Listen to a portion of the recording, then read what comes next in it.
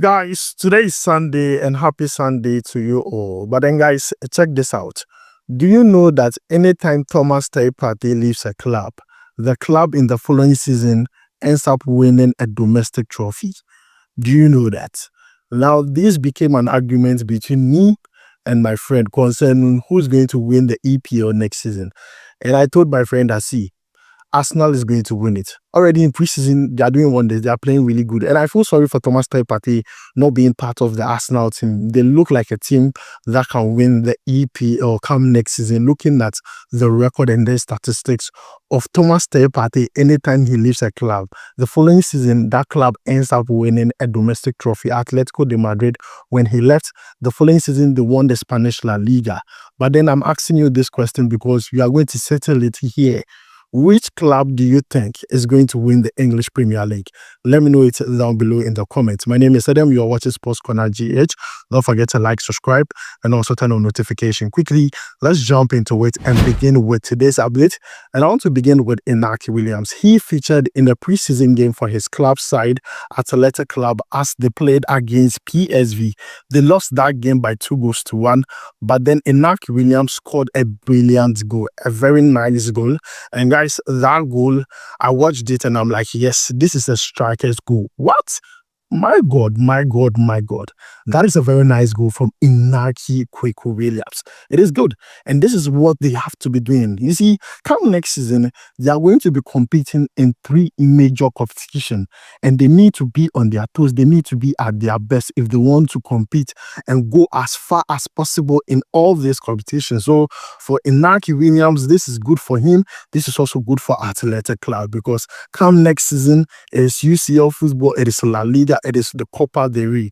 They have to be on their toes. But then, guys, you have seen the goal, and also let me know what you think about Inaki Williams' superb goal for Athletic Club in preseason against PSV. In my own opinion, it's a brilliant goal. He's now the captain, so it comes with a lot of responsibilities. But then he's taking it one step at a time. So I'm happy for him. So, guys, this is the latest update that has to do with Inaki Williams.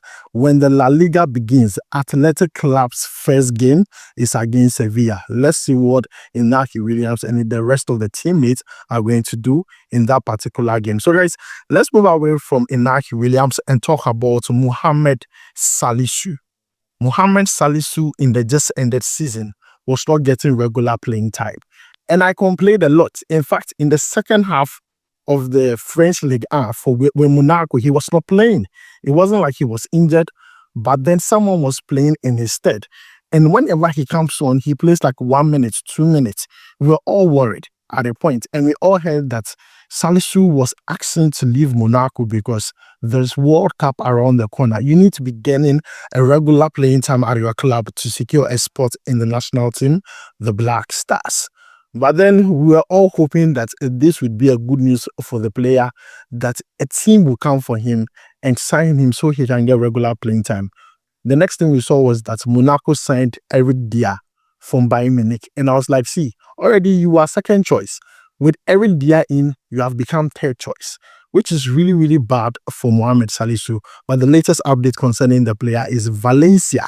Valencia in Spain have been monitoring Salisu for a year and they have decided to act. They have made contact with Monaco concerning the player. And this is the offer that was presented to Monaco. 13 million plus 2 million euros on add-ons. So total package of 15 million euros for Mohamed Salisu. If this deal is agreed, Mohamed Salisu is going to sign a 5-year deal with Valencia where he's going to earn 3.5 million euros per year or per season. But then, guys, this is the update concerning Mohamed Salisu. He's attracting interest from Valencia in Spain. It is good move. He has played in Spain before. It's not like he's going to a new territory. He knows how the Spanish La Liga works. So this is good for him. Go there and go and get regular playing time and secure a spot in the national team. There's World Cup around the corner. Go there and announce yourself. Monaco, the truth of the matter is it did not go well, especially last season. The second half of the season, he was not playing. He was not playing. But then, guys, this is the latest update concerning Mohamed Salisu. Now, let's move away from Mohamed Salisu and talk about Alexander Djiku.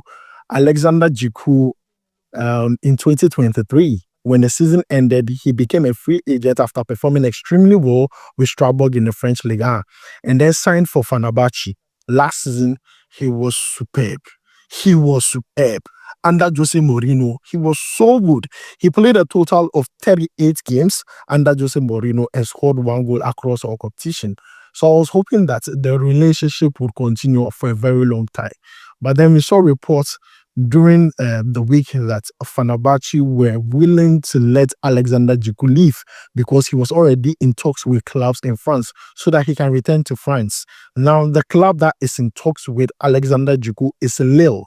Yes, Lille are in talks with the player to sign the player. Now, they see him as a replacement for Ducati.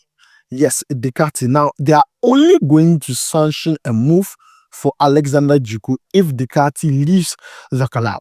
That is Lille's stance right now. They are only going to sign Alexander Juku if Ducati leaves Lille. So he's being seen as a replacement for the player.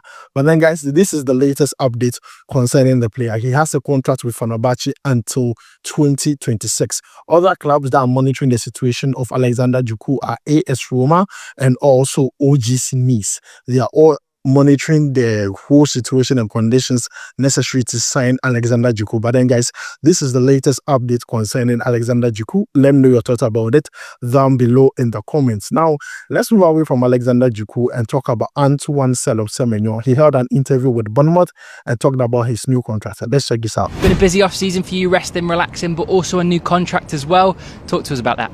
I think a feeling of being wanted was important, and it's God's timing, to be honest. I feel like it was the right time, and yeah, just good to be back with the boys, back with the team, and I'm looking forward to this season. So yeah, I'm happy I signed a new contract. I mean, the player is happy, he's ready to go, but then he was asked about his expectation for next season. As I asked, who is going to win the EPL next season? The same thing, he was asked, what's your expectation for next season?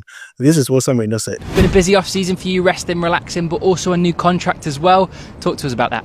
I think a feeling of being wanted was important, and it's God's timing, to be honest. I feel like it was the right time, and yeah, just good to be back with the boys, back with the team, and I'm looking forward to this season. So yeah, I'm happy I signed a new contract. So guys, you have heard from Semenyo. He says his expectation is to surpass what he did last season, scoring 11 goals in the EPL. He wants to surpass that. He wants to surpass the 13 goals he scored throughout the season. He wants to score more goals, and I believe he can get it done. I believe in Semenyo a lot, and I believe if he can surpass that, no team in Europe will not stop to have Antoine Semenyo. But then this is good for the player. Now let's move away from Antoine Semenyo and talk about another Ghanaian player who plays for Bournemouth. His name is called Daniel Adjei. Daniel Adjei. Now in pre-season, Bournemouth played a game against Everton. They won that game by 3-0, and Daniel Adjei scored the goal. But after the game, he was asked about switching nationality to playing for Ghana. This is what he said. Let's check this out.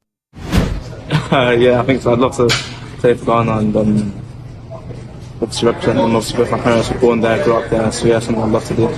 Have you been following them?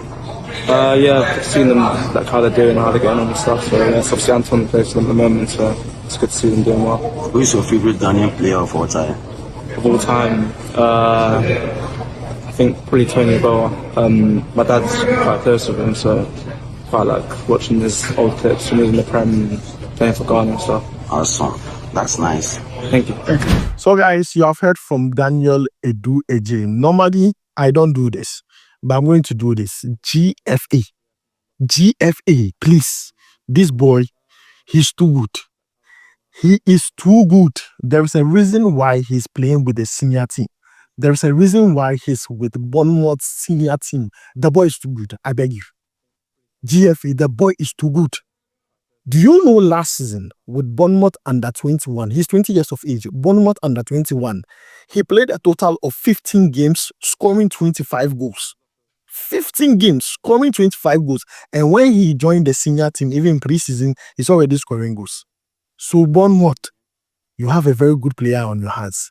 GFA, do the needful. Let this boy switch nationality and come and play for Ghana. Already, he says that his parents are from here. Why not? He would definitely like to play for Ghana.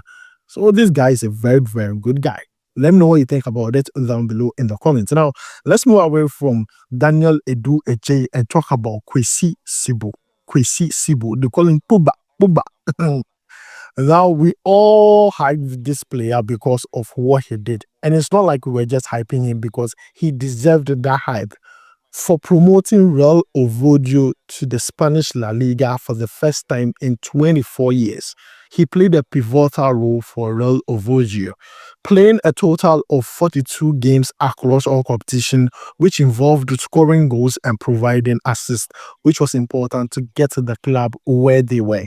Now, the player joined the club in 2024 and signed a 2-year contract with the club.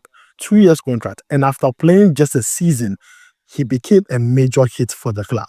Now, what we are hearing, even though they are promoted to the Spanish La Liga, what we are hearing is that clubs such as Sevilla are interested in signing the player. Yes, Sevilla have noticed Quique CEBU as a replacement for Sambi Lukonga. Yes, they see him as a replacement for the player. They like his bulky, nature, his physicality he brings into the game, and they believe he can help Sevilla go to the next level. So, guys, this player, 27 years of age, he's a midfielder, Quique CEBU, is attracting interest from Sevilla. This is one that we are going to follow up on and bring you more updates concerning this particular player. I mean, some few months ago, he was the talk of time. Everybody was talking about him. Now, I'm happy that his footballing career is taking a very huge spike, going upwards from Real Oviedo to Sevilla is a very huge, step up. So for me, this is good for Kwasi CEBU. Let me know what you think about it down below in the comments. Now, I want to end today's video by talking about the Black Queens. The Black Queens, they became third in the Women's African Cup of Nations tournament that was hosted in Morocco. They beat South Africa on penalties to take the third position. I was really, really impressed. I was proud of the girls. They did their best. They did their best. They did not let Ghana down. At least they won that way with bronze. It's better than walking away empty-handed. And guys, if you have not seen the penalty shootout, you can see it on your screen. These girls, they put in their blood, heart, and sweat in the tournament. I felt like they could have gone to the finals, but due to few mistakes here and there, which is pardonable, I feel like these girls put in their best. They put in their best in this particular tournament and did not let Ghana down. I loved every single thing they did. Josephine Bonsu, Chantal Boy, the goalkeeper. I mean, the goalkeeper was just fantastic on the day. But then, guys, I'm going to leave you with the video of the penalty shootout, the full penalty shootout, if you have not seen it yet. And don't forget to like, subscribe, and also turn on notification. My name is Adam. I'll make sure to see you in the next one. Talif, you go bye.